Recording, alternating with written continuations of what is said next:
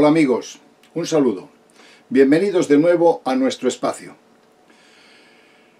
A Einstein le preguntaron varias veces a lo largo de su vida si creía en Dios. Y él respondía siempre que creía en el Dios de Spinoza. ¿Y quién es Spinoza? Pues un filósofo del siglo XVII. Lo que vamos a hacer dentro de un rato es ilustrar un pequeño artículo de cómo respondería el Dios de Spinoza a nuestras preguntas y a nuestras demandas. Vamos a ver cómo se expresa ese Dios. Lo hacemos en un artículo ilustrado de algo que circula por la red y que conoce casi todo el mundo. Mientras tanto, vamos a ver el concepto de Dios. El primero yo creo que es el religioso. El religioso está basado en el concepto de manada. Necesitamos un líder, un jefe, alguien que sea parecido a nosotros, que le podamos entender, que podamos llamarle, pedirle, que se parezca a nuestra madre, a nuestro padre, a nuestro héroe. Y de esa manera surge el Dios de barba grande, que está en el cielo, que señala con el dedo como la Capilla Sixtina nos enseña. Luego otras religiones deificaron a su héroe principal o a su Dios principal. Es un Dios primitivo, es un Dios básico, pero para algunas personas le vale y además la religión creó efectivamente las castas sacerdotales que se encargan de administrar ese acercamiento a Dios. A mi entender, yo no soy religioso, pero respeto cada opción, a mi entender ese concepto de Dios tan infantil, tan primario, ha generado más ateísmo que nada en el mundo. Según vamos evolucionando, vamos encontrando respuestas en la física, en las matemáticas, en la observación de las cosas, en la física cuántica. Yo nunca me he fiado de las cosas por sí mismo, he tenido que investigarlas desde muy joven y he escrito mucho en ese sentido. He preguntado a más de un vidente, clarividente, las personas que ven, no que intuyen, no que sienten, no que les hablan, que serían clariaudiente o que tuvieran otras facultades, sino los que ven, el que realmente ve lo que hay en los distintos planos. Me acuerdo una vez una conversación con nuestro querido amigo Giovanni, que le hemos empleado en muchos vídeos. Yo le decía, Giovanni, ¿cómo ves tú, cómo se ve desde tu percepción el concepto de las cosas? ¿Qué es lo que ves? Yo veo y toco y siento y nada más, son mis sentidos, yo no soy clarividente. Y él me decía, mira, Lice, hay una energía de tipo blanquecino que envuelve todo. No hay nada que no sea envuelto por ella. Es, como dicen los orientales, según sus palabras, el prana, el chi, la energía primordial. Y él me decía, y es intelectual. Por ejemplo, en un organismo más complejo hay más de esa energía, y en un organismo más simple hay menos de esa energía. Además, las personas más sanas, más nobles, con más carisma, tienen más energía de ese espíritu blanquecino, de ese prana universal. Además me decía una cosa, fíjate, he observado muchas veces que una persona cuando manifiesta una idea brillante, algo que parece que sale de la parte más profunda de su espíritu, lo que ocurre, dice, y he visto muchas veces cómo ese manto blanco, ese prana, forma unas bolitas blancas que entran en el cerebro de la persona. A veces que entran por la boca, que entran por los sentidos. Esas bolas que se forman de ese prana se meten en el pecho, en distintas zonas del cuerpo, y es cuando se manifiesta la energía de una manera más intelectual. Y yo le preguntaba, ¿y eso que para ti qué es? Dice, yo creo que es ese concepto que tenían los antiguos de Dios, que se expresa en miles de formas, que se concentra, que envuelve todo, es un concepto panteísta. Pero ese concepto ya lo tenían los budistas, ya lo tienen los budistas tibetanos, o algunas ramas de la filosofía oriental, el prana universal, que todo lo compenetra. Y que además no depende del prana en sí, depende de nosotros, captarlo más o menos. Yo puedo tener un día de inspiración absoluta y es porque ese prana ha formado una especie de código o de bolita y ha penetrado en mi cerebro y yo manifiesto algo inusitado. O puedo percibir por el sueño, por las emociones. Si va en mi pecho, lo percibo por el sentimiento. Si va a mi cerebro, lo percibo por la mente. Ese es el concepto que los clarividentes ven de Dios, que Giovanni me contaba. Asombroso, extraordinario. La idea budista del prana, de lo que todo es compenetrado por Dios. Y que es inalcanzable. O sea, nosotros ahora percibimos parte de esa energía, pero a través de millones de años conseguiremos más, porque todas las respuestas y las más inverosímiles que ahora se nos ocurrieran, están ahí, en esa especie de prana universal. Así lo ve un clarividente a Dios. Está el Dios extraterrestre. El Dios extraterrestre es curioso porque siempre hemos citado en nuestros vídeos un código o un avistamiento que tuvo el coronel Mel Noel en la guerra de Corea, allá por los años 50, que cuando iba con su escuadrilla volando le preguntó a un ovni que estaba delante o a una formación de ovnis si creían en Dios. Se lo preguntó mentalmente. La respuesta que recibió de estas entidades, y que todos recibieron a través del audífono, no por la mente, sino a través del sonido, él emitió por la mente, pero ellos recibieron la respuesta, una respuesta absolutamente asombrosa de un concepto de Dios. Dijo, ustedes tienen que pensar que existe una energía que mueve 150 billones con B de universos. No digo de galaxias, ni de sistemas, de universos. Es decir, ¿cómo podemos concebir una energía que mueve intelectualmente 150 billones de universos? Es un concepto extraterrestre. Y ahí Dios alcanza una magnitud extraordinaria. Fijaros, en la Unión Soviética, cuando estaba todo, ahora ya no existe la Unión Soviética, se estudiaba, yo me acuerdo muy bien porque un chico que vino de la Unión Soviética para quedarse en el país, su padre había emigrado en su día a la Unión Soviética y luego retornaban gente que hizo la guerra. Necesitaba la firma, su hijo necesitaba la firma de 2 o 3 personas que avalaran el comportamiento de esta persona para adquirir la nacionalidad. Nunca se me olvida. Y él me decía que había estudiado ateísmo científico. Tenían una asignatura que era ateísmo científico. Yo le decía, ¿y qué es eso? Dice, pues, digamos, la forma de demostrar que el Dios que nos han enseñado no existe, sino que existe otro principio fundamental. Y él me explicaba cómo era ese Dios. Demonios, intentando estudiar el ateísmo científico, habían descubierto un Dios maravilloso, extraordinario, porque descubrían a Dios en las cosas, en la naturaleza, en las emociones humanas, en todo, y habían desterrado el Dios pues antropomórfico de barba que no valía para nada. Una de las investigaciones que hicieron esta gente, los parapsicólogos rusos, fue curioso. Ellos cogieron una coneja y la dejaron en el laboratorio. Y después cogieron las crías de la coneja y se las llevaron en un submarino hacia el Mar del Norte a casi 3.000 kilómetros de distancia y se sumergieron en el submarino.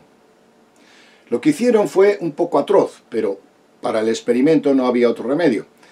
Sacrificaron una de las crías y los polígrafos que tenía la coneja en el laboratorio en la Unión Soviética, en uno de no me acuerdo qué país, no sé si era Leningrado, registraba la muerte del conejito, de su cría. ¿Cómo lo podía registrar? Si no había comunicación, no había wifi, no había cable, no había nada, estaba bajo la fosa marina.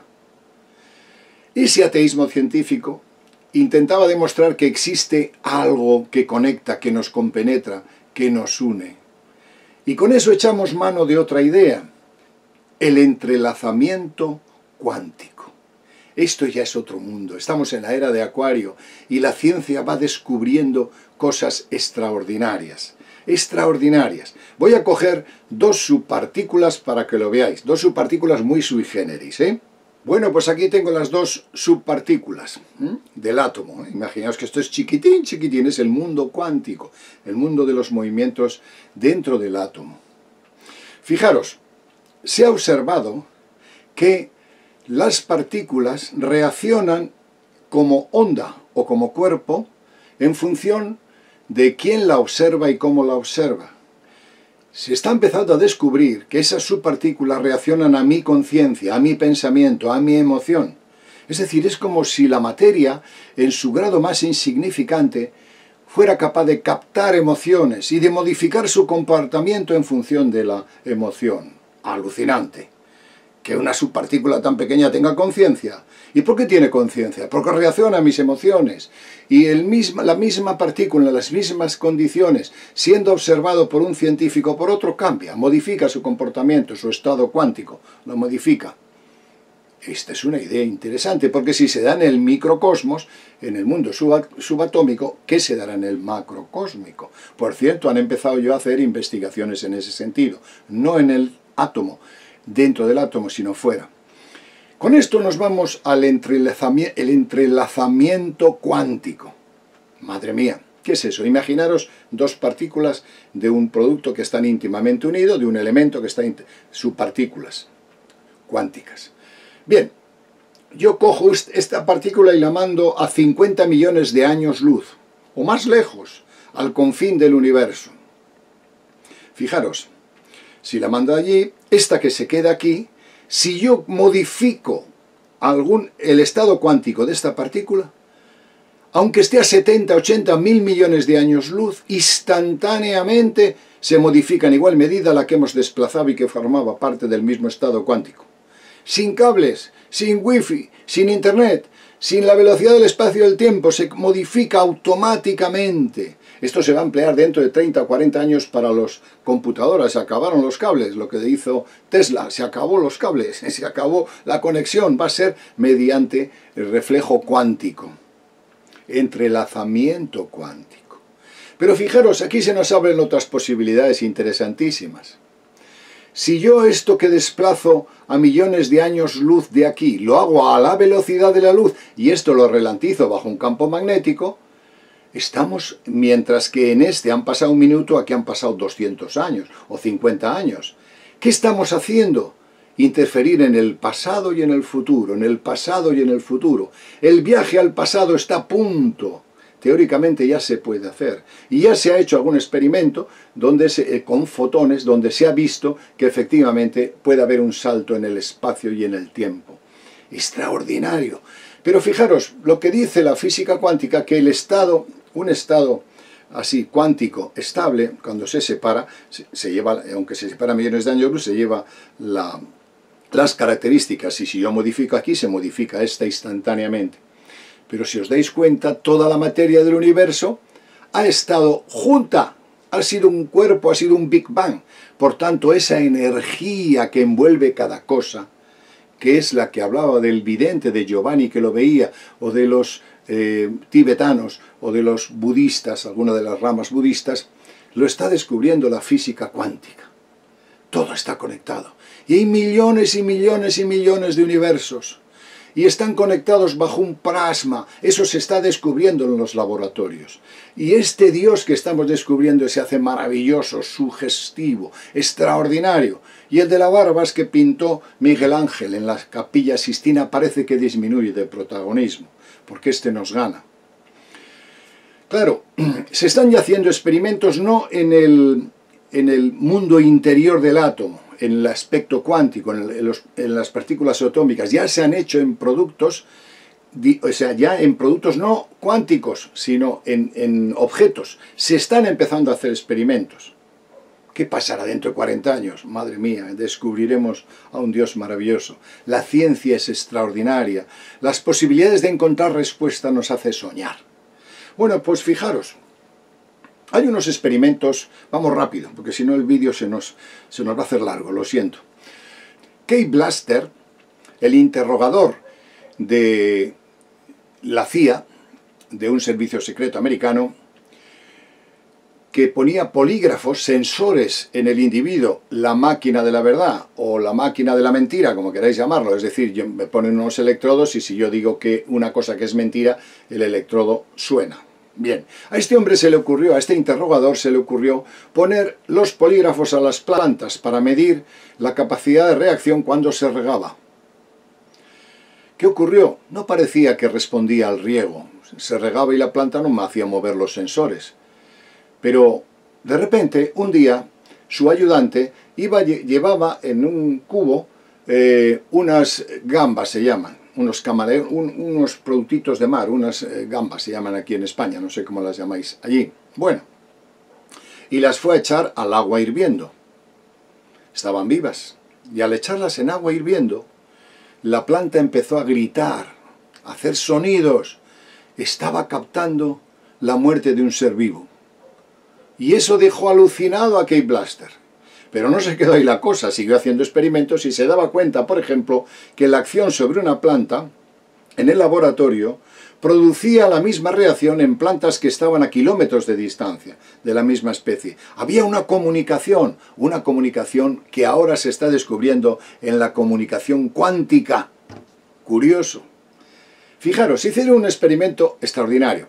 Pusieron 5 o 6 plantas y unos cuantos individuos entraron al laboratorio y observaron las plantas. Pero hubo uno que no, era ciego, o sea, era un experimento a ciego. No sabían los que organizaron el experimento, no sabían quién actuaría de asesino de plantas. Y entonces entraron varias personas, observaron las plantas y salieron por la otra puerta. Pero uno llegó con las tijeras y dijo, toma, corte, corte, corte.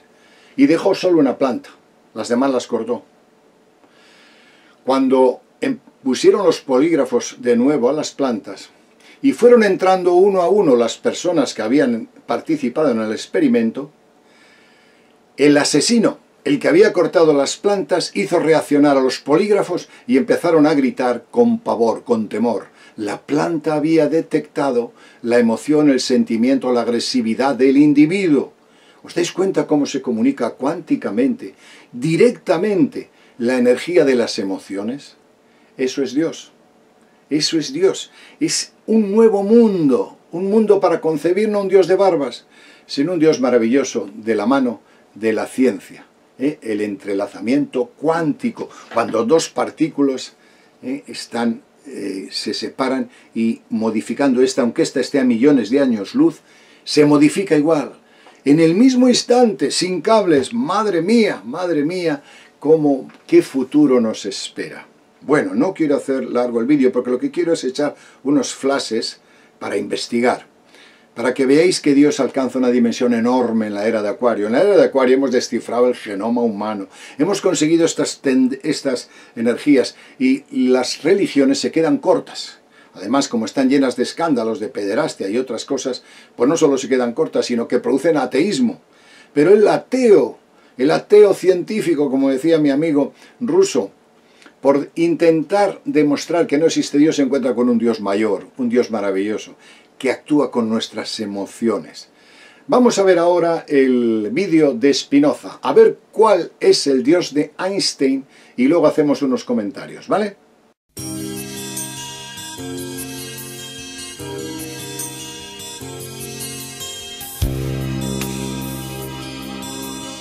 A menudo le preguntaban a Einstein sobre la idea de Dios, y él decía que le gustaba o que creía en el Dios de Spinoza. ¿Pero quién es Spinoza? Mucha gente no le conocía. Bueno, pues este hombre fue un filósofo holandés de origen safardí portugués. Su nombre era Benedicto de Spinoza o Baruch de Spinoza. Vivió entre el año 1632 al 1677 y formó parte del grupo de los más importantes racionalistas de su época, junto a René Descartes y Leibniz, seguidor además de las ideas de Giordano Bruno. Aun educado en la ortodoxia judía, estudió matemáticas y filosofía cartesiana. Al morir su padre, de hecho, y por su actitud recelosa frente al dogma judío, fue expulsado de la comunidad y desterrado de la ciudad. Vamos a narrar un pequeño fragmento del concepto que Spinoza tiene de Dios. Dios hubiera dicho: deja ya de estar rezando y dándote golpes en el pecho. Lo que quiero que hagas es que salgas al mundo a disfrutar de tu vida. Quiero que goces, que cantes, que te diviertas y que disfrutes de todo lo que he hecho para ti. Deja ya de ir a esos templos lúgubres, oscuros y fríos que tú mismo construiste y que dices que son mi casa. Mi casa está en las montañas, en los bosques, los ríos, los lagos, las playas, Ahí es donde vivo y ahí expreso mi amor por ti. Deja ya de culparme de tu vida miserable. Yo nunca te dije que había nada mal en ti, o que eras un pecador, o que tu sexualidad fuera algo malo. El sexo es un regalo que te he dado y con el que puedes expresar tu amor, tu éxtasis, tu alegría. Así que no me culpes a mí por todo lo que te han hecho creer. Deja ya de estar leyendo supuestas escrituras sagradas que nada tienen que ver conmigo.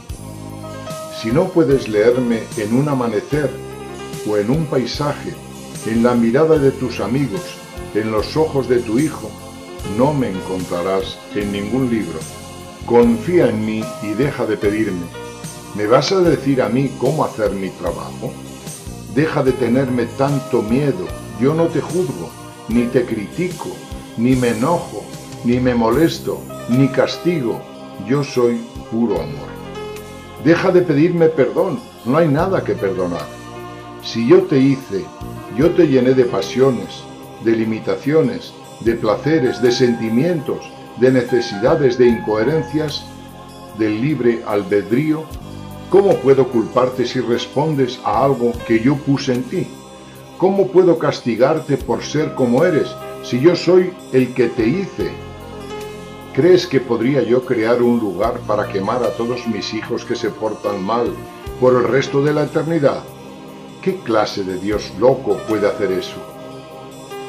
Olvídate de cualquier tipo de mandamiento, de cualquier tipo de leyes. Esas son artimañas para manipularte, para controlarte, que solo crean culpa en ti. Respeta a tus semejantes y no hagas lo que no quieras para ti. Lo único que te pido es que pongas atención en tu vida, que tu estado de alerta sea tu guía. Amado mío, esta vida no es una prueba, ni un escalón, ni un paso en el camino, ni un ensayo, ni un preludio hacia el paraíso. Esta vida es lo único que hay aquí y ahora lo único que necesitas. Te he hecho absolutamente libre, no hay premios ni castigos, no hay pecados ni virtudes. Nadie lleva un marcador, nadie lleva un registro. Eres absolutamente libre para creer en tu vida, un cielo o un infierno. No te podría decir si hay algo después de esta vida, pero te puedo dar un consejo. Vive como si no lo hubiera, como si esta fuera tu única oportunidad de disfrutar, de amar y de existir. Así, si no hay nada, pues habrás disfrutado de la oportunidad que te di. Y si lo hay, ten por seguro que no te voy a preguntar si te portaste bien o mal. Te voy a preguntar, ¿te gustó? ¿Te divertiste? ¿Qué fue lo que más disfrutaste? ¿Qué aprendiste? Deja de creer en mí. Creer es suponer, adivinar, imaginar. Yo no quiero que creas en mí. Quiero que me sientas en ti. Quiero que me sientas en ti cuando besas a tu amada, cuando arropas a tu hijita, cuando acaricias a tu perro, cuando te bañas en el mar. Deja de alabarme.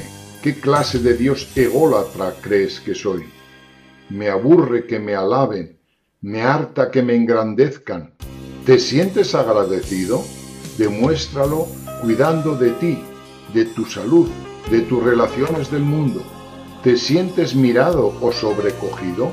Expresa tu alegría. Esa es la forma de alabarme. Deja de complicar las cosas y de repetir como perico lo que te han enseñado acerca de mí. Lo único seguro es que estás aquí, que estás vivo, que este mundo está lleno de maravillas. ¿Para qué necesitas más milagros? ¿Para qué tantas explicaciones? No me busques afuera, no me encontrarás. Búscame dentro, ahí estoy, latiendo en ti.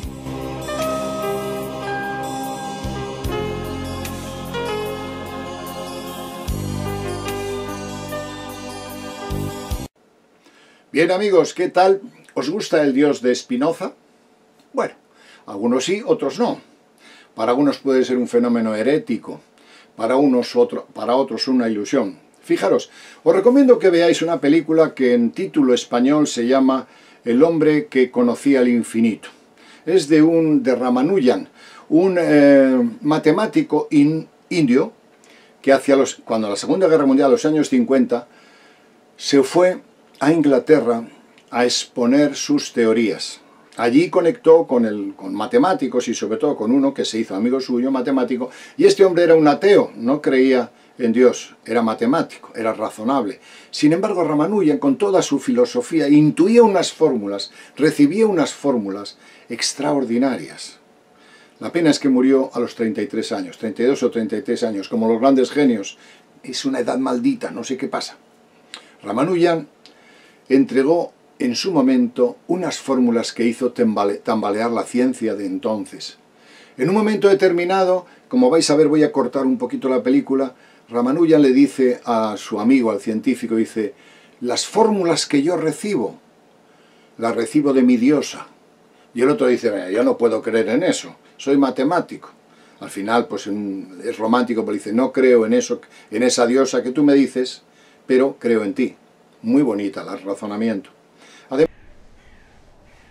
Quería saber de dónde vienen mis ideas.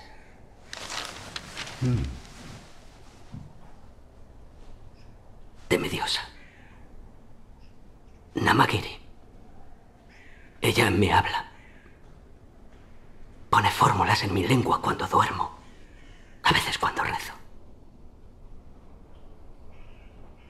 ¿Puede creerme?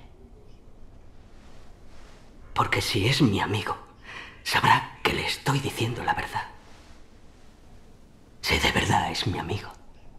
Pero yo no creo en Dios, no creo en nada que no pueda probar. Entonces no me puede creer. No lo entiende. Una ecuación no tiene sentido para mí si no expresa un pensamiento de Dios. Tal vez sea mejor que sigamos como lo que éramos. No, no puedo creer en Dios. No creo en la sabiduría inmemorial de Oriente, pero sí creo en ti. Además, en un momento determinado, el matemático, cuando él se va, cuando Ramanujan vuelve a la India con tuberculosis, muere muy joven, dice algo que es fantástico. Y dice: las fórmulas que recibe Ramanujan son ideas de Dios, son conceptos de Dios. Es una idea fantástica, cómo podemos penetrar hasta el infinito la sabiduría de esa especie de Dios, de energía. Ramanujan era su diosa, para otros era el cosmos, para otro es la energía universal. Interesantísima la película, porque se abre unas capacidades, unas posibilidades de encontrar a un Dios absolutamente maravilloso. Os recomiendo que la veáis, El hombre que conocía el infinito. Una película dramática, pero a la vez grandiosa. Fijaros, cuando muere Ramanujan, desde que se marchó a Inglaterra, estuvo en Inglaterra 5 años, cuando se marchó a la India, con un drama de amor, ya lo veréis, en ese año después él desarrolló unas fórmulas. Bueno, pues esas fórmulas las utiliza ahora la NASA para penetrar en el concepto de agujeros negros y los viajes espaciales. ¡Qué barbaridad! ¿Cómo este hombre pudo conseguir llegar ahí? Pues según él, por la fe, porque le revelaba a la diosa el conocimiento. ¿Os acordáis lo que hemos dicho al principio del vídeo? Que Giovanni me decía: es una energía blanca que compenetra todo, pero esa energía en determinadas personas y en algún momento forman una bola, una especie de canepa, de sincronizador, entra en tu cerebro y te da esa idea. Dios nos abre un camino, Dios, la energía, el supremo arquitecto del universo. Cada uno le llama de una manera. Yo le prefiero llamar la suprema inteligencia. Mirad la película, nos va a hacer reflexionar. Yo intento ser lo más racional posible. Creo en el amor entre los seres humanos, soy un humanista, me encanta el ser humano, me encanta la vida. E intento ser mejor persona, lo intento de verdad, de corazón, otra cosa es que lo consiga. Creo que en un momento determinado el ser humano encontrará su grandeza, de la mano o del corazón o de la mente de ese Dios maravilloso que nos está esperando. Sabéis que he sido parapsicólogo, he sido docente y he sido astrólogo, muchos años de astrología. ¿Y qué he descubierto con la astrología? ¿Qué es para mí Dios? Dios es una ley alucinante, maravillosa, infranqueable. Nadie puede contra la ley. Si ahora mismo yo he visto que hay dos planetas que se juntan y que van a producir un efecto, aunque usted rece 80.000 Ave Marías, haga todo tipo de invocaciones, esa energía se da con mayor o menor efecto sobre ti. ¿Qué he descubierto? He descubierto que nuestro sistema solar, que nuestros planetas y el fondo de estrellas que existe, el fondo de la eclíptica más que nada, tienen emociones, tienen sentimientos. Que una mala oposición de Marte te produce una anemia o te hace una cirugía. Marte es capaz de sintonizar con la parte más violenta, más agresiva, más potencial de nosotros. Que Venus es capaz de hablarnos de amor. He descubierto lo que se ha descubierto en la física cuántica, yo lo he descubierto en los planetas. Tienen emociones, tienen sentimientos. Son capaces de transmitirnos emociones y producir efectos sobre nosotros. Efectos que en algunos casos son radicales, son de cambio de conciencia, son de accidentes, son de la muerte. Está todo escrito en ese sistema planetario. Ahora se está descubriendo en la epigenética que no solamente lo que decía Darwin, que el núcleo de la célula determina el comportamiento, no. Se está descubriendo en epigenética que el entorno actúa también sobre el núcleo, actúa también sobre la célula, que las emociones de la persona que observa, del ruido, de lo que se come, de lo que actúa afuera, tiene tanta fuerza o más que el núcleo. La célula está programada para un comportamiento, pero se puede modificar. Y se está descubriendo que las emociones actúan sobre esa capacidad de modificar. Eso lo sé yo porque lo he vivido durante muchos años, mirando cómo los planetas, que son macropartículas de esa idea cuántica, actúan sobre el ser humano. Os aseguro que es alucinante. Por tanto, para mí, Dios es una ley infranqueable, una ley que actúa sobre todas las cosas, sobre lo de arriba y lo de abajo, y que emociona, que actúa, que hace sentir, que hace efecto sobre el ser humano. Tremendo. ¿Quién se puede saltar la ley? Nadie. Está escrito todo. Lo puedo entender o no, pero yo he descubierto que hay una especie de inteligencia máxima, suprema, que actúa sobre todas las cosas. Probablemente lo que decía Giovanni cuando veía esa masa blanca que envuelve todas las cosas.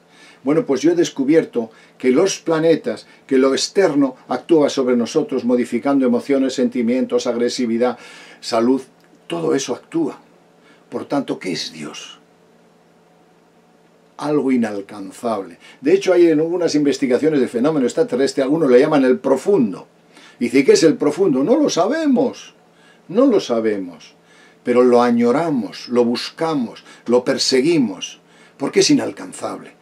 Además, yo he observado que esa ley que actúa sobre nosotros, incluso cuando se manifiesta con cierta agresividad, siempre nos ayuda, produce conciencia. Intuyo, solo intuyo, que esa ley que mueve las cosas, esa energía que compenetra todo, probablemente lo hace por amor. Y lo hace para preservar este cosmos. Este cosmos, que según algunas civilizaciones extraterrestres, está compuesto de 150 billones de universos. Bendito sea la idea de Dios. Bueno, un poco acalorado y un poco rápido para hacer el vídeo corto, creo que hemos dado unas ideas para debatir, para contrastar. ¿Cómo es tu Dios? Vamos a verlo. ¿Qué son los que están en la Biblia? Bueno, si tú tienes esa necesidad de actuar por eso, estupendo. Pero hay otros que han descubierto a un Dios maravilloso.